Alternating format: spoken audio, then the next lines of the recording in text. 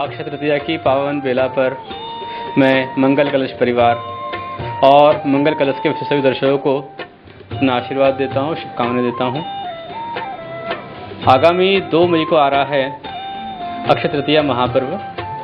वैसे ज्योतिष के अनुसार 1 मई को लगभग 10 बजे के बाद ये अक्षय तृतीया पर्व लग जाएगा। अक्षय तृतीया पर्व एक महान पर्व है। ज्योतिष सिद्धांत में 3.5 मुहूर्त में एक सिद्ध मुहूर्त है, और वह इसलिए सिद्ध मुहूर्त है क्योंकि जैन धर्म के इस युग के प्रथम तीर्थंकर भगवान आदिनाथ के द्वारा इस दिन दान धर्म का एक प्रैक्टिकल रूप दिखलाया गया।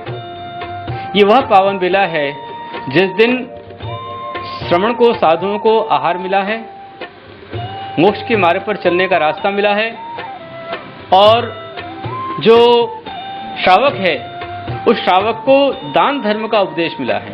दान धर्म का आरंभ अक्षय तृतीया से हुआ है। भगवान आदिनाथ स्वामी जो हमारे पहले तीर्थंकर हैं, दीक्षा लेने के बाद 6 माह तक प्रतिमा गुरु धारण किया। तत्पश्चात वे आहार के लिए निकले और तकरीबन 6 माह तक वो घूमते रहे।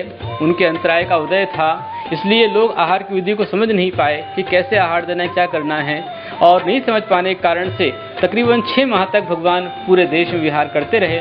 और 6 माह बाद जब वो हस्तिनापुर में पहुंचे तो हस्तिनापुर में राजा श्रेयांश उनको भगवान आदिनाथ को देखते ही जाति स्मरण हो गया, और जाति स्मरण हो जाने पर उन्हें 10 भाव पहले जो उन्होंने राजा वज्रजंग रानी श्रीमती की पर्याय में आहार दिया था, वह आहार दान की मंगल बेला और सारी आहार दान की विधि उनके स्मरण में याद आ गई, और उन्होंने उस विधि को ध्यान में रखते हुए भगवान आदिनाथ का पड़गाहन किया, और पड़गाहन करके उनको पहला पारणा कराया, उनका आहार कराया।